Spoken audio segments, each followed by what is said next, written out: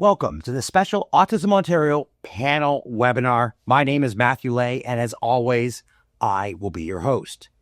Today, I've got a great panel to discuss the journey through special education, navigating challenges, and building connections.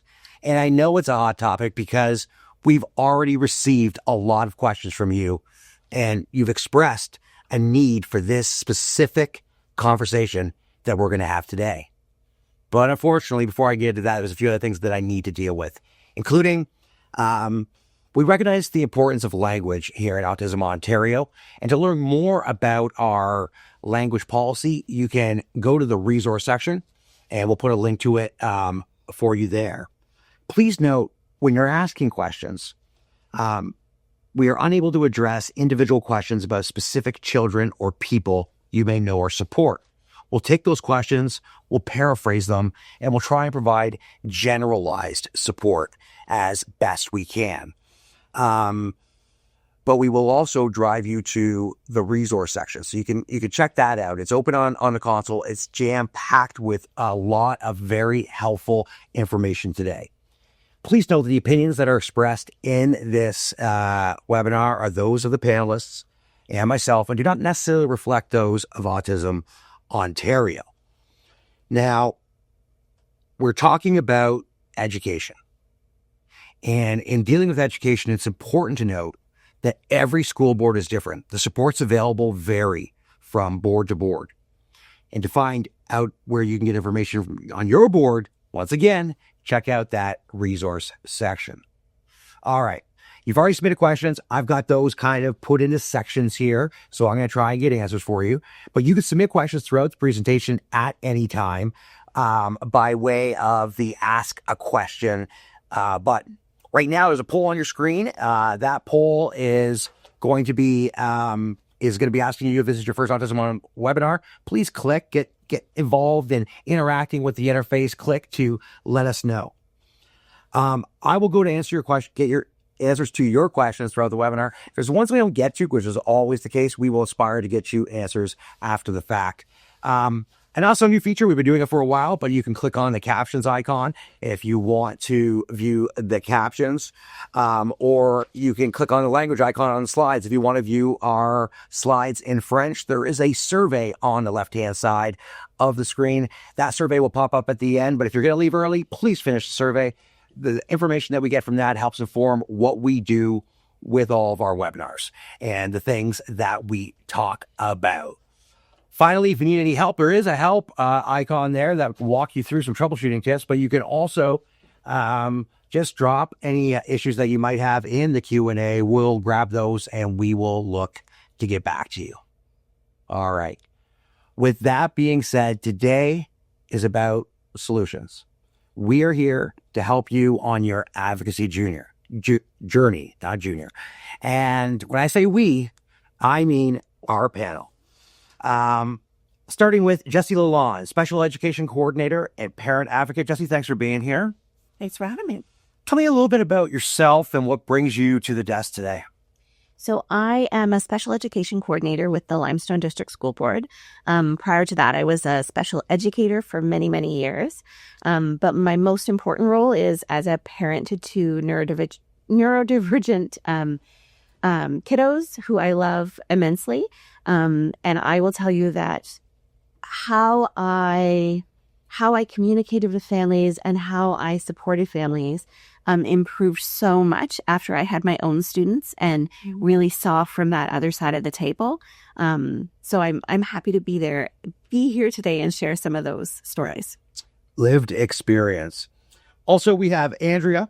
Andrea is a curriculum consultant and parent advocate. Andrea, thanks for being here. Awesome. No worries. Very happy to be here. Tell us about your story. Yeah, my name's Andrea Hayflay. My pronouns are she, her. I'm a teacher in the York Region District School Board, currently on secondment as a health and phys ed curriculum consultant for a nonprofit organization called OFIA. Outside of my day job, I'm also a parent of two beautiful children, one who is in grade 8 now and my daughter who is in grade 11 now. Bella, I'll be bringing a lot of my experience with my journey raising her. She is disabled. She's on the autism spectrum along with many other complex medical needs. But I'm very excited just to be here at the desk to share my journey as a parent advocate and how my journey advocating for her education, her programming, and her resources has helped me really understand how the education system works and how to give me the tools and strategies to ensure that she has what she needs to be her best across the school day. All right. And Tanya Jewell, special education advocate expert, advocacy expert at Autism Ontario, and a parent advocate. Tanya, most of our audience probably knows you, but tell us a little bit about yourself and how you got here today. Absolutely. Thank you for having me. So like many of us, my journey has not been linear.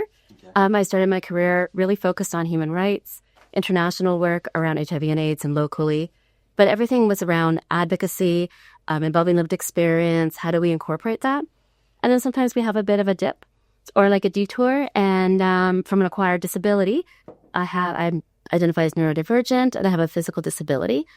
And so that really changed sort of how I interacted with the world.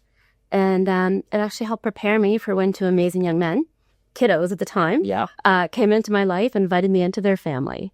And that's when the sort of journey with autism began. And I started off at the other side of the table. So where my first knock on the door was Autism Ontario because I didn't know anything about autism, about boys. Very different than raising girls. I grew up with girls. And just the school system. I struggled. And I thought, here I am. I've always been a professional advocate. Like, this is my skill. Other people are wonderful singers or artists. My skill is navigating systems and advocacy. Why is it so hard? And, that echoes overwhelmingly what we heard from parents and caregivers on the way in is that not necessarily that advocacy was hard, but definitely that needs were not being met in the school. So we're going to get there, and that's what we're here to talk about. But I always like to start with something bigger and a little bit more broad. You have that advocacy background, Tanya. Can you just define for us what is advocacy? Is it going in and yelling at teachers and stuff like that, or what does it look like? It can be. Okay. It's not going to be very effective, Okay. and you're probably not going to get what you want. Okay. Been there, done that. I knew it wasn't effective to yell, but Yeah, but and it's so different. Like, I'll tell you, it was so much easier working with clients than working for myself or for my children because an emotions get involved. Mm-hmm. And advocacy sounds really intimidating, but it's really not. Like, advocacy is essentially it's highlighting a need that you want to impact change with. Okay. And so it could be it's a kid navigating, like, they want a later bedtime. They're advocating for that need. They're bringing attention. They want to see a change. It's a parent who wants different supports or more supports for maybe the classroom placement at school. A lawyer advocates in the court system. Right. Autism Ontario, we advocate constantly for, like different policies, procedures, whether it's funding, different things that we think, the system needs. So to be self-advocacy for someone else, for a system, but it comes down to really highlighting that need because you want to impact change. Right. And if you want to be effective, don't go in there yelling because it really comes down to building relationships and communication. Right. And so you really sort of, as we'll talk about, you need to understand the system you're in so you can make the most of it. Right. And it's looking at interventions. What do we need right now? What kind of strategies? Like, who do we need at the table? Who do we need to be talking about? Right. And we talk about being solution focused, but I want to highlight something because I always recommend identify the need. Right. Focus on the need because I can go in there and say, my child needs an EI. And if that's not possible, it shuts down the discussion. Right. But if I go in there and say, I'm concerned because he needs support with this, or I have safety concerns around eloping, or maybe it's around personal and medical needs, then we can explore options. Right. Because we don't want to shut down any conversation. We want everyone brainstorm. I want all the brain power thinking of solutions because I don't know all the options. Right. And then I'll tell you, when someone else is involved in finding the solution, they're much more engaged and committed to it. And then you're going to find that you have more progress and you keep building because it's not a one-off. It's that system. You step 1, 2, 3, rinse and repeat. Right. And we know one kid, our children, right? Not all of us have these amazing dual situations that you all have. Mm-hmm. I know my kid. So when I go into school, I'm talking to people who see 30, 40, 60, I don't know how many kids a year for years and have a lot more knowledge. But clearly parents do have a role. And one of the things that I know for sure with my child is that he's very different at home than he is at school. So what do parents need to think about when they consider that? Really being open-minded. Okay. Because I think, like I always say, at least 60% of my role is helping parents realign their expectations. I'm not talking about lowering them or hiring them, just having them realistic so that we can really make the most of it. Because if you don't understand what's available, you could have the best supports available and not know that. And I've worked with families who don't realize that, and the rest of the families I work with would dream of that. Right. And then on the flip side, I've worked with families who are just so thankful that their child's allowed to attend school because they don't know what rights are available. So they're afraid to ask. They don't want to like rock the boat. They don't want to lose support. They don't want to have their child be rejected. Right. And so once they understand sort of what the system looks like, what they're as available, what they're entitled, what they could be asking for, it just empowers them. And they're so different. Like one of my sons, I always call him my TED talker because I will never have the vocabulary he has. Okay. We would go for a walk with a dog. It's an hour lecture, whether it's about a video game, a show he's watching, a book. It's nonstop. But I remember talking to his teacher and she was so proud because she'd had him for a couple of years and he's never been more connected with a teacher. And he was answering questions with a couple of words, even sentences. I'm like, my child? Like my child who outspeaks me and I'm a talker? And I said, well, how does he normally answer? And she said, well, one word answers or he grunts. And I forgot, like I have a child with a processing delay who has selective mutism. And so sometimes a deer in the headlights. And so it's different, right? Because you have different coping mechanisms at school. It's different. Like sometimes parents will talk about how their child comes home and everyone talks about how wonderful they are at school. And they crash and burn and it's maybe like how I was as a child. But everything comes out when you walk in the door. Yeah. They've been masking all day. Right. They've reached their limit and this is where they're safe and they can let go. Other times, you know, like it's the opposite where they don't have the supports or they don't know how to navigate at school. And so you see behaviors you'd never see at home. Right. It's like the most important thing we can do is really be open-minded, talk to the school team, share what we're experiencing and be willing to listen to what it is because it's different at home. We're different at work than we are at home. Right. But we kind of forget that with our kiddos sometimes. So it sounds, based around what you said, that it's very important to learn how the system works, right? If you're going to be navigating this. So let's talk about that. How do you learn that? How do you come up with this information? Oh, that's a great question. The first step I would say is start with your school board because every school board is required to have a guide for families. Some still call it like the parent guide or the caregiver guide to special education or the IPRC process. But basically it's like, you know, from 5 to 30 pages. It talks about what's available in plain language so we can understand it. And it's a great basis because then you can go on to more specifics. The policies are on the website. Okay. Anytime I'm told no or we can't do that, it's that show me the policy because one of three things is going to happen. Right. Either I'm going to read the policy, I'm going to understand it better. And so I'll have a better understanding of how to navigate. We're going to find out there is no policy. Right. Because sometimes what happens is we're so used to doing things, it's a practice. But it's not actually a policy, right? And it's misunderstood because we can all make mistakes or sometimes just misinterpreted. And so I've had lots of experiences where I get told, no, it's against our policy, but for you, we'll do it this time. But I never get to see that policy. So that tells me that there was a mistake somewhere. Yeah. And so give some grace so we can get the solution we need. But really just even be involved. Like talk to a school team. You have to stay on top of things.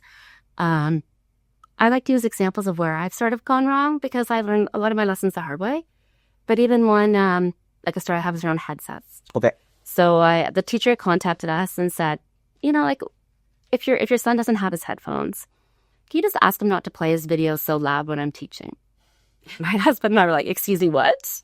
Because one of the things we've really worked on is, you know, like expectations for them while they're in school that they can meet so that they're sort of working to their best ability. So like, why is this being allowed? Because we would never allow that to happen. But what we didn't realize when we went for the school meeting is our son used to have a very severe sensitivity to sound. And so he needed noise-canceling headphones, and that was how he coped a lot. Now we're in high school many years later, and I read through the IEP, but that was something I had missed. And so I'd actually tied the teacher's hands. Okay. Because it's listed as an accommodation. And so they didn't feel like they could tell him, like, take away the headphones or say you can't do this, because what if somehow it's related to that? And so that was on us. And if you ever wondered if teachers read the IEP, well, they read it a lot better than we did in that case. Wow. And so at the end of that meeting, headphones were removed from the IEP. We made our expectations very clear that that was not a behavior that our son needed to be able to manage in the classroom. Okay. And that it should be shut down. We shared that when he got home. We were not very popular.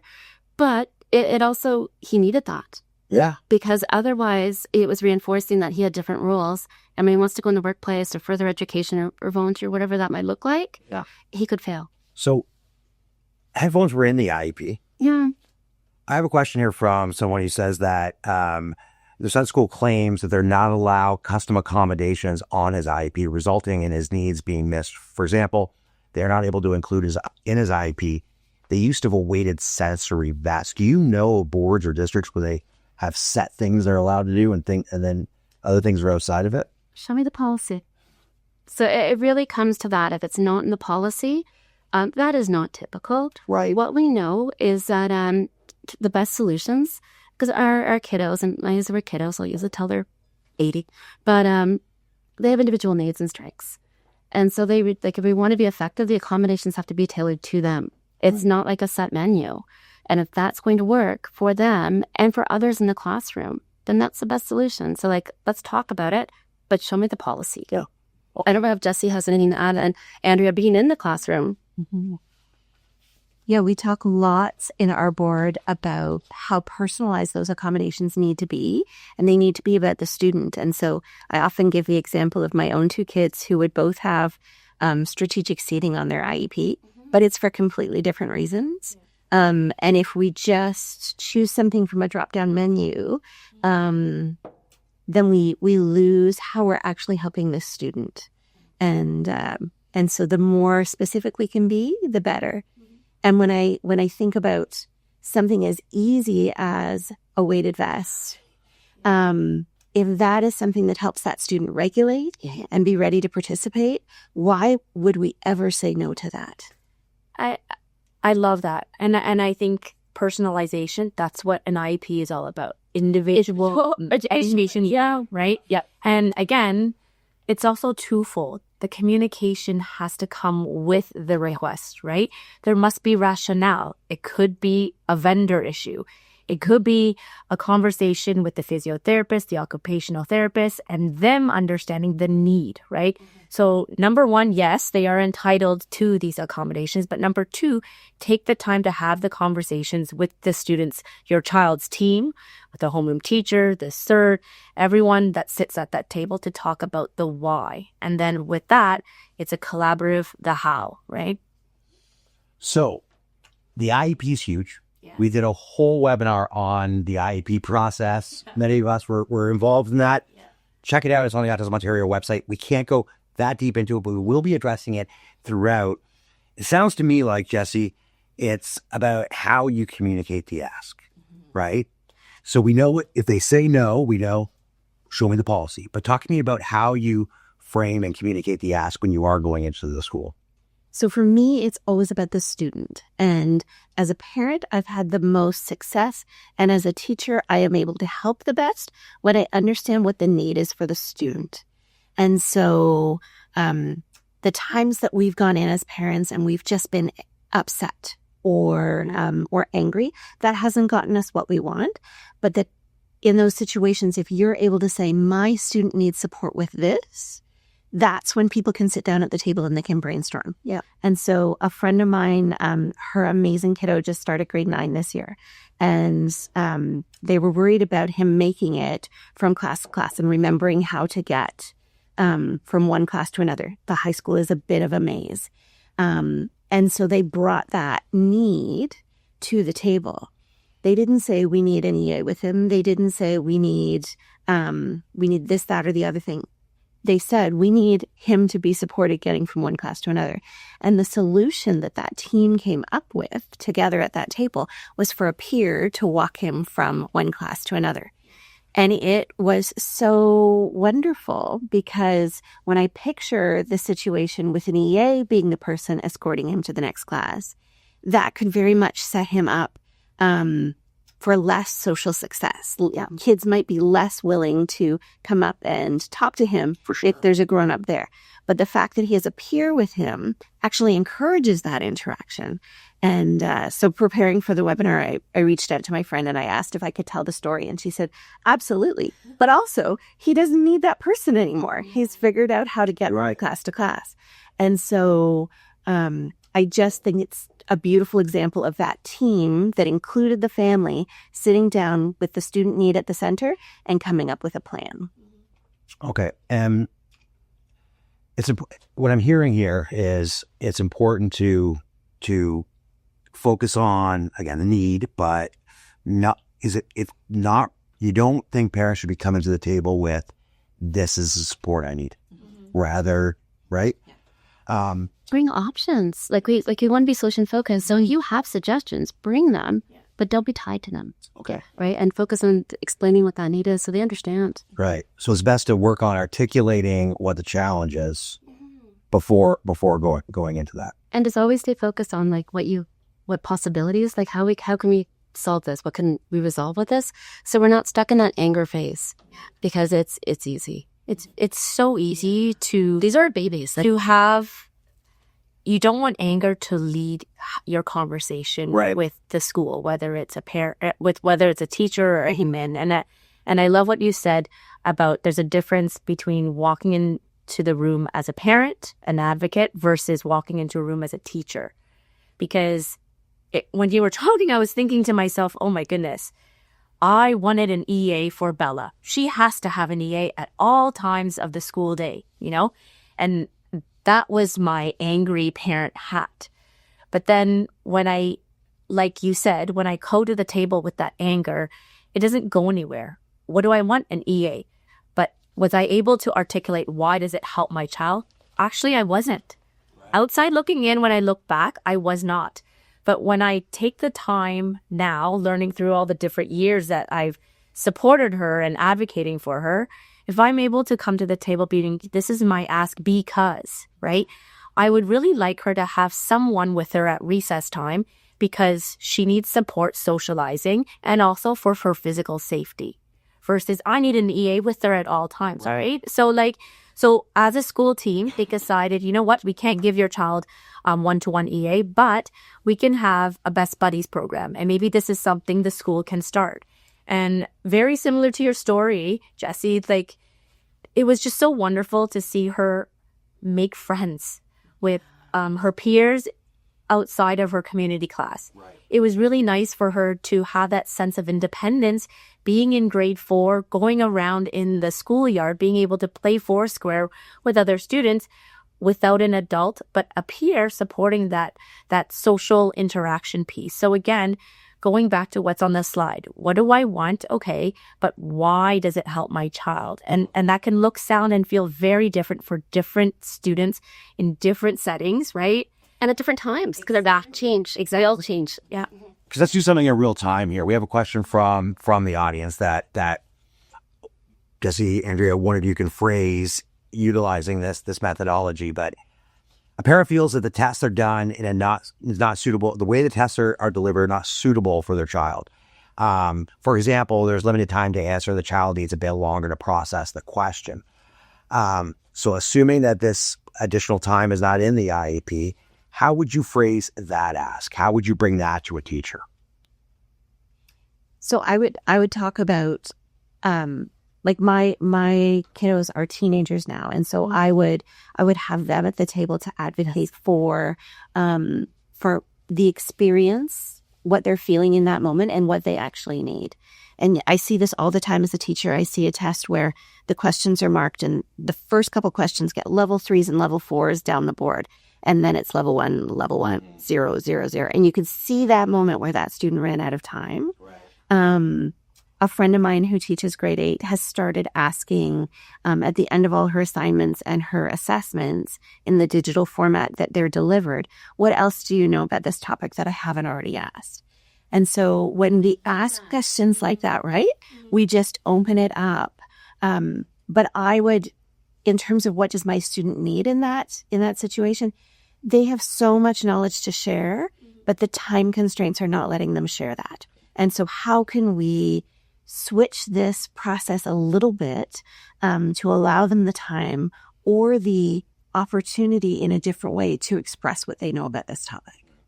And bringing this or anything to your teachers and the greater school environment is better when a relationship is in place. We've heard this a couple times. Don't want to go in yelling. That was my mistake. And apparently as well. But we want to build relationships. So what does it look like, building relationships or, trust, if you will, when you're just walking in, meeting a teacher for the first time or in a school environment? Yeah, I think we've had the most success as parents when we've reached out ahead of the school year or right at the beginning of the school year to introduce ourselves, to introduce our student. We got really good at advocacy cards. So like a one-pager that described what the student was great at, what they loved, what are those interests and motivators, and what are the supports that they need.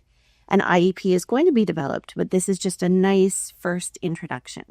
And that is, just wanted to let everyone know, there's an All About Me template in the resource section. It's in the communication section, and it's called the All About Me template, which is exactly what it is you're talking about. I haven't seen videos. I've seen, because nothing's better than if our students don't have the opportunity to share, then we're not helping them, right? So at a video level, I've seen students do their own videos about what is it they want the teacher to know. And it helps make that relationship. We did that when my son was going into grade 9, and it's 38 seconds long. It's a short little video, but he introduces himself and he talks about his challenges and he talks about what supports him. And the immediate payoff for him was that his first day of grade 9, each of his teachers greeted him by name. And he felt like that meant they've watched my video, they have an understanding of my needs. And it just started things on such a positive foot. And then fast forward a couple years, one of his grade 9 teachers, her son started high school, and she reached out to let me know that they made a video as well. So, and so it made me so happy in that moment that that strategy worked for him, but we were also able to pass that on to other families. That sounds like a great way. Both of those are great ways of providing information to the school about your child. And that will get you started on the right foot so they know. But trust is a two-way street. So can you talk a little bit about, Andrea, establishing a relationship and trust with the school when you're going in there? So the 3 nuggets that are on the slide right now really summarize what I've learned over the past many years, supporting my daughter through elementary school and even into high school right now. So the first one is building off of what Jessie was saying, getting to know the team, taking the time to, whether it's calling them, emailing them, the teacher or teachers that will be teaching your child, the support staff. They are such a valuable resource in the school and across the school day. But even taking a more deeper dive into what does the school day look like for the child? Do they get to leave the classroom? Are there opportunities for integration? What does the flow of the day look like? How does transition look like? Where's the bathroom, right? And that kind of gives you an idea of what your child will be experiencing when they start school in September. So starting off from getting to know your team, it's really important to also ask the teacher themselves, right? How they want to communicate with you as a parent. Because sometimes my expectations are very different than the teacher himself. So when Bella started grade 9, I loved pen and paper, like what I have right now, right? And I loved an actual communication book being sent home and check marks and little notes.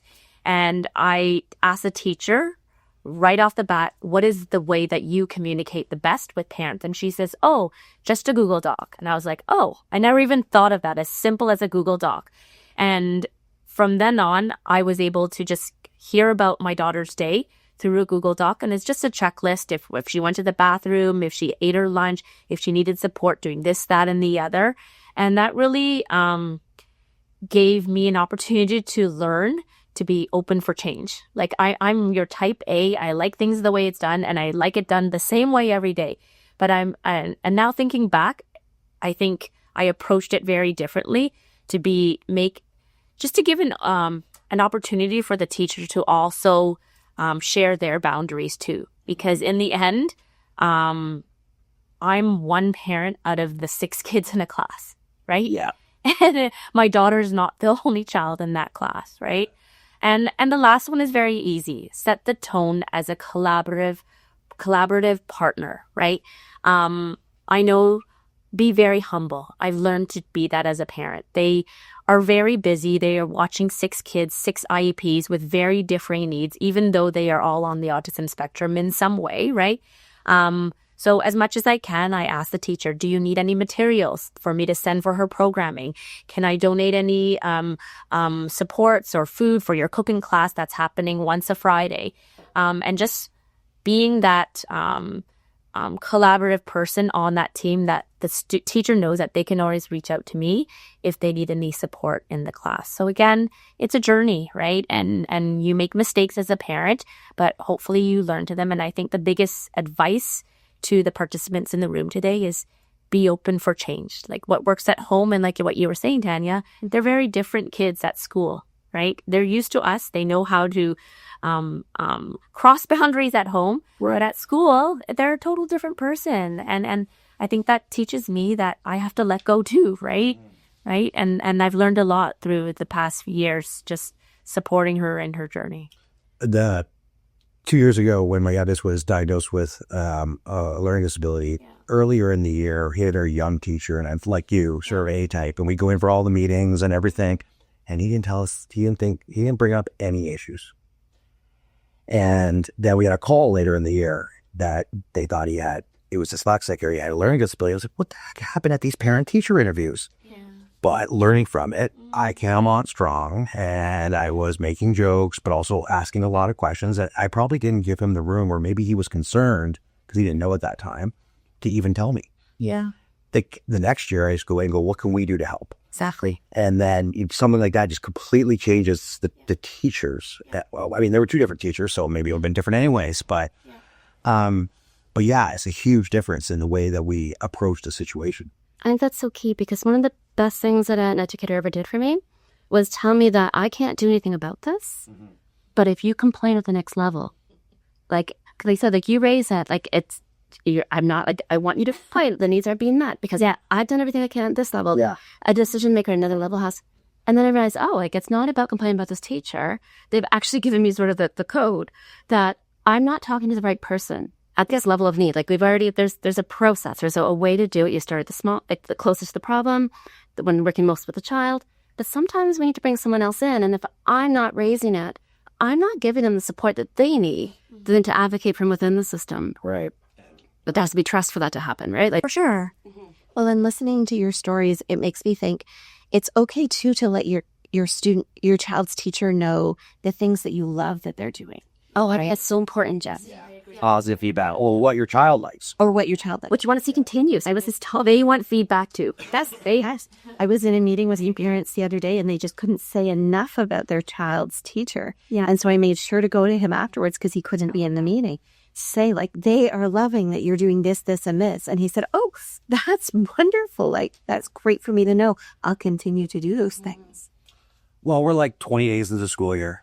So some parents may have already gone in and made that mistake that I know that I made and Andrea have made, and maybe not done all of this because they're just coming to this webinar now. So, Andrea, give us some suggestions for how to reset if conflict arises in the classroom. I'm laughing because I when I think back, I was like, oh, I learned so much, and I did make many mistakes as a parent advocate, right? And I think about her early years in elementary.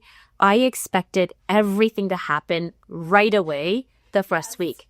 I am giving you my child, so she better have someone with her toileting, someone with her for feeding, someone with her at recess time, someone walking with her down the hallway, you know? And I didn't realize that, hey, this is the first month of school. The teachers are still trying to get a grasp of the 6 students that is in the classroom. Have some grace, right? And I have this little saying, glow and grow. always bring it back to the student. And you do a lovely job talking about that, Tanya, in terms of spotlighting the student. What is the shared goal that you can set with the teacher to support the student versus I need, right? And always stating the why. And again, the second one is be reflective, right? It's really important when we talk about the grow. I, as a parent, also need to think back and stop, what went really well, but what do I need to work on too, right? And like what you were saying, they're different in different environments, and be open to accepting that, right? That's part of growing up for all students, right? And then when we think about growing, I also added that third nugget, next steps, right? What will work best for you, knowing that there are also 5 other kids in the class? Right. What is the preferred approach for me to get communication from the teacher?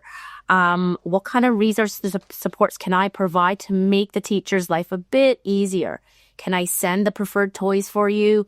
Can I give you a video of how she uses the iPad at home so you can mirror that at school?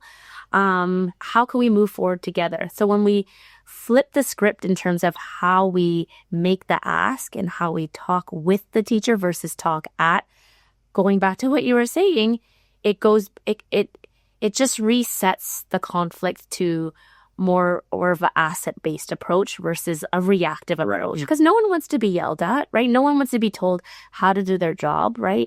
So again, really making sure that it's about the student, right? Okay.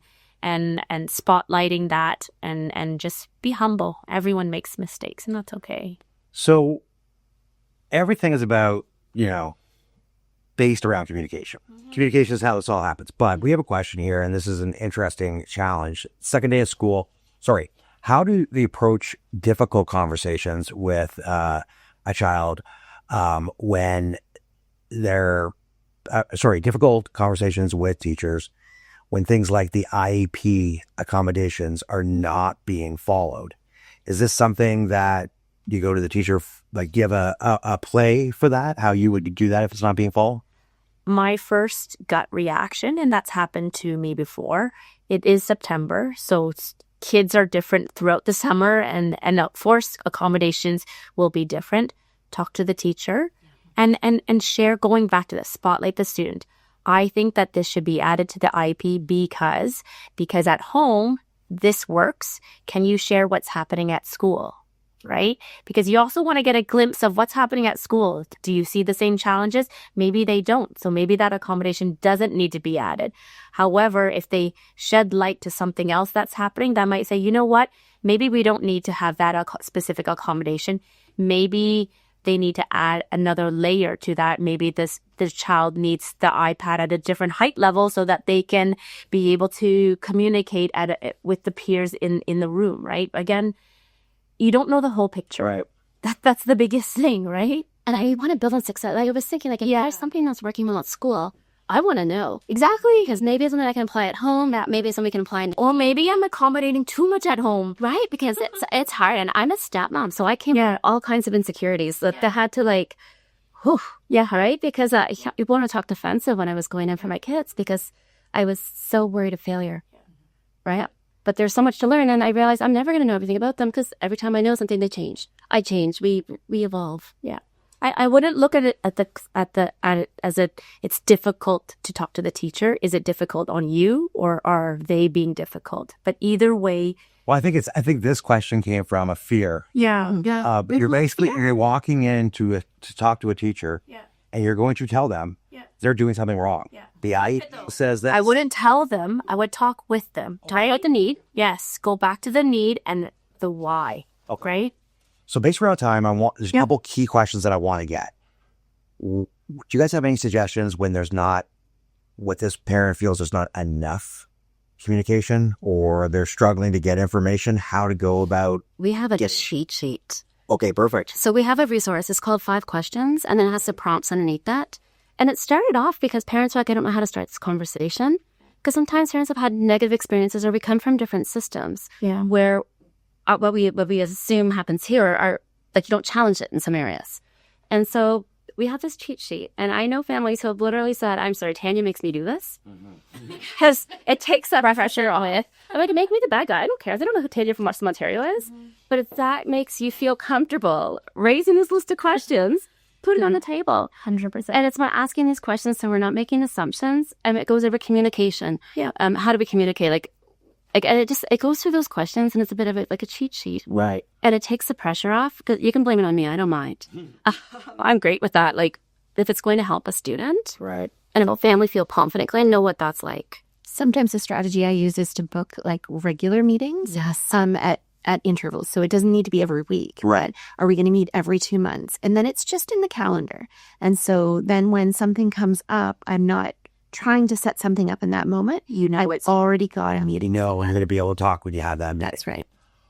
Okay, how would you approach, we have a scenario where the parents, it's the second day of school, and I already got a call from the teacher about him not staying in his seat during class, even from last year. I feel like the school is assuming that my son's behaviors are malicious, or they assume his intent, but they're usually incorrect. How do you go about, it sounds like there needs to be some education on autism or whatever is going on, but how do you approach, how do you approach something like this? I love your advocacy card idea, because the IEP is not developed yet, right? We're still in September. It's really important that the school understands not just who your child is, but how they learn best. And again, when you share what your child is like in other settings, right? So I'm always like, okay, at home, Bella works really well when, for example, when her iPad is accessible in a space where all her communication partners are in, such as the kitchen, right? Because in her case, a similar example, Bella wasn't staying in her seat because she actually wanted to be able to communicate, but the iPad wasn't accessible for her at school.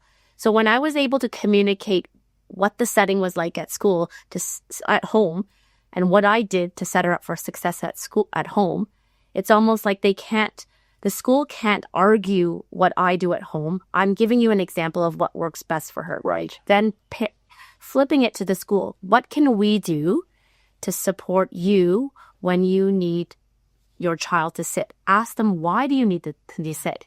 Right? And if you need them to sit, can we lower the amount of time they would sit, and then provide them maybe an activity box or a schedule board so that they know they have to sit for 20 minutes. Okay, check the schedule. Then they have to go do a task, and then they come back to sitting. But again, always taking the time to know the whole story and the why, right? Because again, the parent might understand why they need them to sit, but at the same time, the teacher might not even understand that, hey, the child needs breaks. Right. Right. And misunderstandings. Yeah. So like I remember at college, because one of my children does this, he stims. Yeah. And the camp called, and that my kids look like clones of their father. And so they called and they said, like, this child is being violent. I'm like, oh no, you mean the other one. Automatically I said this because he didn't have a lot of verbal skills at the time, so he communicated in other ways. Yeah. They described what he's wearing. I'm like, oh, no, you do mean this child. I'm like, oh, now I clue in. That's not violent. Yeah. That is him, like, regulating. Yeah. There's things we can do if we worry about him hurting himself. Yeah. And so often even things like just misunderstanding. Like, I hate the word meltdown, because to me, most often we're talking about children in distress. It's a communication. Right? And then they get punished for the meltdown. But if we could address what happened that led to this distress reaction, like, it's just, what does it look like in your child? So we better understand, because they're different. Like, I got a good lesson because mine look like clones, and they're completely opposite in their autism, how it performs, and their personalities. So I learned fast. But how we share that with the team? So I've learned the importance of partnering, or was what I found in my last year at school versus the year before, where we were talking at each other. But that this term partnering for solutions, it's like a catchphrase almost, right? But it's what we want. We want a partnership. So talk to me about what we mean when we say partnering for solutions, and what we're talking about on this slide here with the diagram. So like I've said, the student is at the center, Right. and then we're looking at the supports that we can wrap around that student. And so it isn't just one person. The classroom teacher in the question we were just talking about might not be aware of regulation strategies that can be used right in the classroom that don't need to involve going somewhere else or missing out on what's happening in the classroom. And so we want to make sure we've got this team of people, and that team of people includes the family.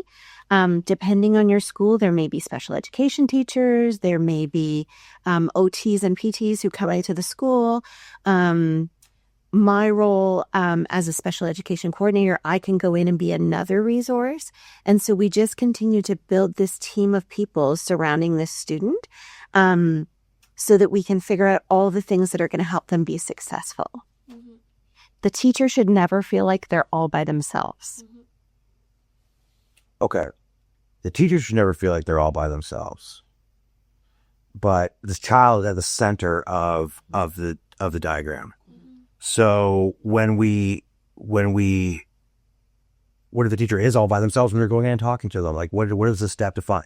Should we be probing to find out what the circle is? Like how do we get to this point where we have that understanding? And I think a great question is, who is on my child's team? Right. Who are the people that are supporting them? And so when the IEP comes home, you're going to see a list of those people on the IEP, but it may be people even beyond that. Mm-hmm. For some kids, the bus driver is a person that they have a really great connection with, and that the positive start to the day is largely in part to that relationship, right? For other students, it might be the office admin at the school, but who are the people that are supporting my student? Right. And if that list is really small, my next question would be, who could be on the team supporting my student? How can we involve other people in this so that we're creating this really rich team, and that you don't feel isolated as the family or the classroom teacher? As we prep for this, I saw the questions coming in. And the questions were coming in, and it was about how do I get an EA, and we don't have an EA, or my child doesn't, or we have more EAs, lots of EA questions. Yeah. And I was shocked to find how few EAs are working in the province or the country based around the way things are structured now. So if there is no EA, that's okay. There should still be a strategy, right? Talk to me about what that looks like. I think the biggest thing is, I think we had on another previous line, supports can be people, places, and things. Correct. Right? And a person doesn't always, such as an EA, doesn't always have to be the only answer. Go back to the why. Right. Why do you want an EA? So going back to my recess example, I really wanted my daughter to always have an EA at recess because I was afraid that she would get hurt. She would fall down. No one would be able to know that she fell down. She's non-speaking. Who would hold her iPad? She has a service dog. Like all these layers of worries for me as a mom, right? And then when I was able to share the why, the school team was able to understand what the challenge was that I was having and be able to come up with a collaborative solution for her. And you're not going to get in my board one-to-one EA. That does not exist, right? So you got to work with the supports that are there. And that's the reason why the student is in the middle, right? It could be things, it could be consultants, it could be a classroom teacher. Maybe it is an EA. I'm not saying EAs are out of the picture. No. But again, we have to be strategic in terms of how we use the EAs because they are spread thin in the school. Maybe sometimes schools have one EA for the whole school. So your child is not the only one who has needs, right? So again, having that open communication, sharing that why, and making sure that there's other people at the table to help come up with that collaborative strategy to meet that student's needs. And it's so important to understand what is in your control and what is not in your control, right? Like you have to work with what's available and the supports that are there. And it's not impossible, but it's going to take time and it takes a lot of work, right? Yeah, but that's why there's an in-school team meeting, right? That's why you have a right as a parent to have a say in the IEP. Mm-hmm. right? So you're learning too how to navigate the system. Take the time to learn the policies. Take the learn to understand the school board special education plan, because the more you know, it helps you have more confidence to have those conversations, because it's hard, right? Like, you're one person walking to a big building. Who do you ask? It's intimidating, right? But again, that idea that it's person, places, or things, if you start with, here's a challenge that we face, and ask them, what are the possible solutions? So let's just say there's a challenge, and there are, you brought forward some ideas, or like in the case of some of these questions that we're getting, they've defined that there are solutions that are required, but they're not doing it. Now we have to escalate. So how does that look? Where do we escalate first? What's the steps, and what's the process for escalation when you're not getting what you need in posture? So I would always start at the school level, right? So in the first boxes in this chart, it says classroom teacher or special education resource teacher. Some schools have programs where the student's primary teacher is a special education teacher. In other boards, it's a classroom teacher, and that student is in a class with lots of other students, but there might be a special education teacher in the school who can be consulting on that. So I would start with the people who are directly involved with your student. If those people can't answer your questions or need more support in answering the questions, that's when we're going to go and we're going to bring in the principal or the vice principal. But we're still at that school level. And then looking at, maybe it's a situation like we talked about where this is a new need for this school, right? We haven't had a student with this sort of need before, and we need to learn more about it. And so that's a situation where we might bring in a special education coordinator or an expert in that field, a consultant of some sort. And after all of that, there are people at the board office, there are superintendents that you can reach out to. But sometimes when we jump right to that level, we shut down lots of communication in between. And so instead of thinking about it in terms of escalating and like jumping to the next step and getting people in trouble, it's thinking about who can add a layer of support to this conversation, who has a bit more knowledge that they could bring into this conversation that would support everybody. So when is what's a good barometer that, it's time? Clearly in your case, Tanya, the teacher told you you're somewhere else. But other than that, what are some variables that you might look for to say, it's time that I go to the next level? I think it gets stuck. Like, it's not progressing. It's stalemate. And I always tell people when I'm going to the next level for a couple of reasons, like communication. It's communication. It's building that relationship. It's being transparent, because I don't want it to be a conflict with that person. It's like, I feel like, okay, we've gotten as far as we can here. Like, because you have to have the right people in the right room, and maybe we've reached what we can do at this level. So I'm going to reach out and go to the next level. And you want to go in the order, because otherwise it's going to take you longer, because they're going to have to go back to each step to find out what's going on. It's going to take longer, and you're not building. And the other piece of that is the classroom teacher, the teacher that student is with every day, is never going to be out of that equation. Right? So, And you will see them every day. And so letting them know that you're going to reach out for more support for them and for your student maintains that relationship a bit. We invest in, I always think everything comes down to relationships.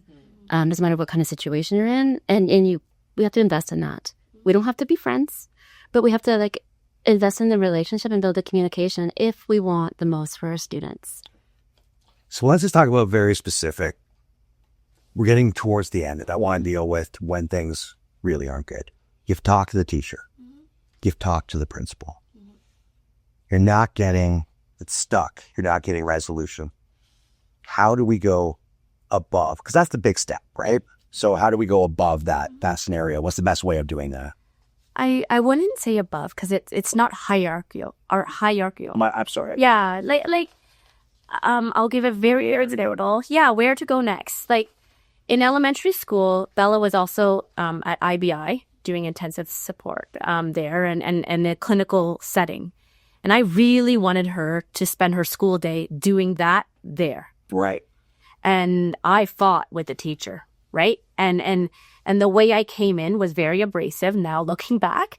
And that put up a wall between us because they're like, we're not a clinic. I have 6 other kids. And I was like, nope, this is what she needs. I think that this is what she needs. And already, if you look on the slide, I was already not even open to building a relationship. I shared building a relationship is an ongoing process. And what I learned is, you know what? I have to be humble. I have to take a step back and apologize. And I went back to the teacher and the school team and I said, you know what? Bella is at the center. What is the most important issue? I want her to be learning at school, period, learning. And the teachers admitted, yeah, I want her to learn too. And she said that, you know what? I cannot teach just her when there's 5 other students roaming around, not on task. There's going to be points in the day where it's just the teacher and no EA in the class. So I had to learn what is in my control, what is not in my control, and same thing for the teacher too. So what we decided on collaboratively is that the skills that she's learning at school, such as sorting, okay? These are mastered programs at the clinic. They were able to have her sort other objects at school because it's a mastered skill in a school setting. And I learned so quickly that, hey, you know what? We came up with a solution that's doable in an actual classroom. And I also learned that she was able to transfer that skill in a different setting. So again, going back to what you said, it's so important to build a relationship, right? Like they see your child for 6 hours of the day. If you burn that bridge, you lose that connection because it's harder for you to talk. It's harder for you to share concerns. And same thing for the teacher to you too, right? It's reciprocal. So again, always spotlighting the student, be humble and be open to that your child can learn something different than what you assume. Right. And we want to teach our children how to do this. Yeah. Like if we don't model how to advocate or involve them in the discussions or how to communicate, they're not going to learn. Yeah. I think there's one caveat though. If there's safety issues or when there's, because students have rights. I was talking about like, know the policies, know the procedures, look at the act, reach out to organizations like Autism Ontario and ask these questions because there are processes when there's other organizations like there's the Ombudsman, there's legal opinions, there are the ministry. And that's different from a question of what supports would be best in this case versus like a safety issue. And so that's sometimes really hard to navigate. So we're running out of time, but I have a few scenarios, or maybe time for one that I want to throw out there. I'm looking for advice. Someone's looking for advice on how to advocate for non-academic skills, especially independence, building friendships, and even self-advocacy for when they get older. What are your suggestions for working with teachers in the school system to help with these non-academic items? Same suggestions for me. And we call them alternate skill areas in the IEP. That's how you get them in the IEP. Well, and going back to your story at the beginning, I would be asking that teacher, what are you seeing at school? Right? Like, here's what I'm seeing at home. What are you seeing at school? Because what I think the goal should be might not be what it actually needs to be at school. And so we would take some observations, we'd collect some data, we would do that sort of stuff. And then we'd come up with some goals. And it isn't that the student is going to spend between 10 and 10-20 every day working on social skills, but how can we integrate that into lots of things that they're doing? And so we talk about how students in any given activity may have an academic purpose, they may have a personal purpose, or they may have a social purpose. And so when I'm doing a math activity with my peers, there's an opportunity for some of that social work to come in along with the math. You can also voice that now when the teacher sends home the consultation form for parent and caregivers to provide input on strengths, needs, and what your goals are as a parent for them. And again, when the IEP comes home, you can make sure that it aligns or things need to be tweaked. That's why they have 30 days to create this, right? And it's a collaborative Bible, right? For your child to be successful. That's what an IEP is. It's to help them be successful. You don't want them to fail, right? So. Okay. What if a school makes a promise and don't follow through? like they were going to get an SLP, an assessment or whatever. They said that back in November of 24, and now they're like, yeah, that's not going to happen anymore. What are your thoughts? Document. That's when I start off. Like, and when I have conversations, because sometimes we do a lot better verbally, because you can't retone an email, but maybe I have a school meeting or maybe I have a call, then I'll send an email afterwards, whether it's for a client or my children or myself, and say, thank you, I'm glad we agreed on these things. Because then it's documented somewhere. They're going to let you know if they have a different interpretation. And then you go back, you say, we had a discussion at this meeting. I haven't heard anything from there. Where is this? Is there anything I can do to help support getting this moving? Because sometimes that's a bit of a push too, but you're also showing you're part of the process. And it's okay to follow up, being like, yes, last month we talked about this. I just wanted to know the status of timeline. Yeah. But these are communication strategies I think we've all learned with our own children, right? And again, something for the parents who are listening and caregivers listening, that these are strategies you can put in your own toolbox, right? It's okay to talk. It's okay to email and ask, right? Ask questions. That's how we learn. Perfect. And with that, we're at the end of our allotted time. Thank you so much. All of you participated and sent in all the questions. There's a lot we know we didn't get to, and we're going to aspire to figure out a way to get you answers after the fact. Before you go, 2 things we want you to do. 1, download the resources. It's jam full of stuff that we talked about today, things that'll help you put it into practice. We also would like you to take the survey before you leave. It's located on the left-hand toolbar. And finally, if you know anybody who might find this valuable, pass it along. Friends, family, loved ones, the neighbor. The more people we get through the program, the more webinars we are able to run and the more accurate we're able to deliver what it is that you're looking for. Before we say the final goodbye, guys, you got any final thoughts? Anything that you'd like to leave our audience with? We can do this. We can do this. It's not a one-step thing. It's a continual process, and build your team. Build your team around you like we have today. My last thing, take the time to build relationships with the school team. It goes a long way. I would say know that when you advocate, you are showing your child how to advocate. And so my son is now in grade 12, and I'm so proud of his advocacy skills that he can say to a teacher, this is what I need. And if a teacher pushes back and says, but everybody doesn't get that support, he knows enough about his IEP to say, it's on my IEP. Right. It's not about everybody. It's about what I need in this situation. And so just know that when you advocate, your kids are watching and they are learning how they should do it when it's their turn. Thank you for ending on such a great and positive note, guys. Once again, thanks for your time. We will see you on our next Autism Ontario webinar.